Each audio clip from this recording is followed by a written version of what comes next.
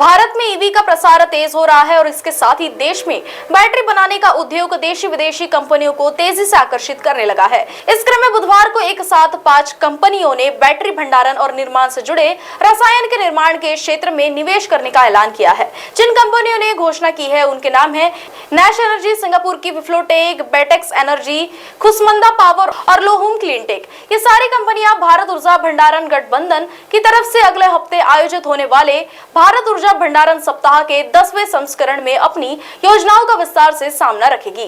भारत में भी बैटरी भंडारण बनाने वाली क्षमता सिर्फ 200 मेगावाट है, जो वर्ष 2024 के अंत तक बढ़कर 500 मेगावाट हो जाने की संभावना है। लेकिन वर्ष 2025 में भारत में 2000 मेगावाट क्षमता की बैटरी का निर्माण होने लगेगा। हालांकि यह चीन के मुकाबले बहुत ही कम है। चीन में सिर्फ वर्ष 2024 की पहली तिमाही में 35,000 मेगावाट की बैटरी निर्माण क्षमता में लगाई गई थी। Bureau report, Maharashtra TV 24।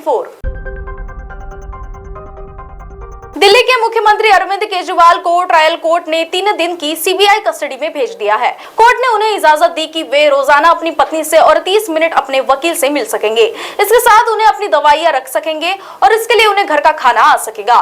बुधवार सुबह सीबीआई ने शराब नीति केस में भ्रष्टाचार के आरोप में केजरीवाल को गिरफ्तार किया था। इसके बाद सीबीआई ने उन्हें ट्रायल कोर्ट में पेश कर 5 दिन की कस्टडी मांगी। कोर्ट ने करीब 4 घंटे तक दलीलें सुनने के बाद फैसला सुरक्षित रख लिया। शाम 7 बजे कोर्ट ने फैसला सुनाया। अगली सुनवाई 29 जून को होगी। सुनवाई के दौरान केजरीवाल ने कहा कि मीडिया में खबर चलाई जा रही है कि मैंने सिसोदिया पर शराब नीति के आरोप लगाए। यह गलत है। मैंने कहा था कि कोई दोषी नहीं है, सिसोदिया भी दोषी नहीं है। इस पर सीबीआई के वकील ने कहा कि मीडिया में जो चल रहा है वो सब सही है, सब फैक्ट्स पर आधारित है। Bureau report, Maharashtra TV 24।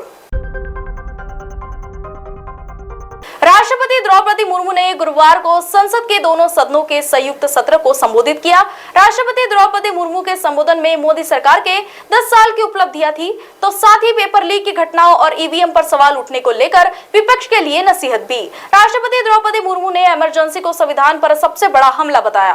राष्ट्रपति ने अपने अभिभाषण में कहा कि आने वाले कुछ महीने में भारत एक गणतंत्र के रूप में 75 साल पूरे करने जा रहा है। भारत का संविधान बीते समय में हर चुनौती पर, हर कसौटी पर खरा उतरा है। राष्ट्रपति ने कहा कि जब संविधान बन रहा था तभी दुनिया में ऐसी ताकतें थी जो भारत के असफल होने की कामना कर रही थी। देश में संविधान लागू होने के बाद भी संविधान पर अनेक बार हमले हुए हैं। उन्होंने कहा कि आज 27 जून है। 25 जून 1975 को लागू हुआ आपातकाल संविधान पर सीधे हमले का सबसे बड़ा और काल अध्याय था। राष्ट्रपति ने कहा कि तब पूरे देश में हाहाकार मच गया था। Bureau report, Maharashtra TV 24। Sharad Pawar के नेतृत्व वाली एनसीपी ने अजित पवार के एनसीपी के सांसद सुनील तटकरे पर निशाना साधा है। बुधवार को नवनिर्वाचित लोकसभा स्पीकर ओम बिरला को बधाई देते समय सुनील ने अपनी पार्टी को असली एनसीपी बताया था। लोकसभा में अपने भाषण में तटकरे ने कहा कि असली राष्ट्रवादी कांग्रेस पार्टी के प्रमुख अजित पवार की ओर से ओम बिरला को बधाई देते हैं। जवाब में एनसीपी शरद पवार ने सोशल मीडिया पर तटकरे की टिप्पणी का एक वीडियो पोस्ट करते हुए कहा कि सिर्फ दावे करने से कोई असली नहीं बन जाता। शरद पवार के नेतृत्व वाली पार्टी ने 2 लोकसभा सीटों पर पार्टी की जीत का जिक्र करते हुए कहा, ब्रांड हमेशा ब्रांड होता है। कई लोग ब्रांड की नकल करना चाहते हैं, लेकिन बारामती और शिरूर के लोगों ने देख लिया कि कौन सा ब्रांड असली है। एनसीपी शरद पवार ने यह भी दावा किया कि अगर इसका उम्मीदवार रायगढ़ सीट से मैदान में होता तो तटकरे वहां से नहीं जीत पाते और पिछले दरवाजे से संसद में प्रवेश करते। Bureau report, Maharashtra TV 24। Maharashtra के मुख्यमंत्री एकनाथ शिंदे ने कहा कि मराठा समुदाय को आरक्षण देने के दौरान अन्य पिछड़ा वर्ग, ओबीसी या किसी अन्य समुदाय के साथ अन्याय नहीं किया जाएगा।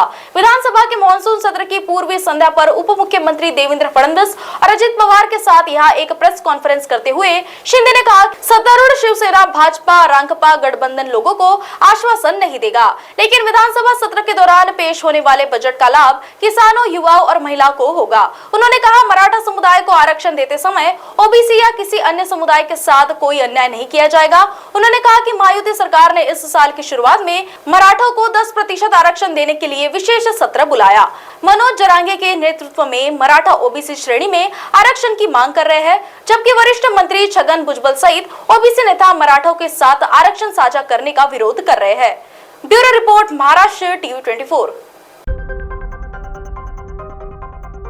ट्रेन से यात्रा करने वाले यात्रियों को बड़ा झटका लगने वाला है। रेलवे ने बड़ी संख्या में ट्रेनों को रद्द करने का ऐलान किया है। गुरुवार को रुड़की रेलवे स्टेशन पर नॉन इंटरलॉकिंग का काम शुरू होने जा रहा है। इसके कारण वंदे भारत सहित 22 ट्रेनों को रद्द किया गया है। साथ ही करीबन 18 ट्रेनों का रूट भी बदलने का फैसला लिया है। इसका सबसे ज्यादा प्रभाव हरिद्वार व ऋषिकेश के यात्रियों पर पड़ने वाला है। रुड़की रेलवे स्टेशन पर नॉन इंटरलॉकिंग का काम 7 दिनों तक चलेगा, यानी 7 दिनों तक रेल सेवा प्रभावित रहेगी। उत्तराखंड के रुड़की में यार्ड रिमांडलिंग की जाएगी, जिसमें 4 दिन तक प्रिय राष्ट्रीय अन्वेषण अभिकरण का काम होगा। इसके बाद 3 दिन तक एनआई का काम होगा। यह काम 27 जून से शुरू होगा और 3 जुलाई तक ये पूरा हो जाएगा।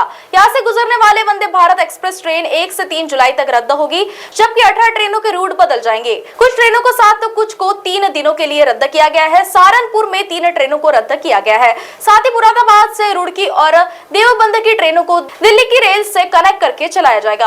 Bureau report, Maharashtra TV 24।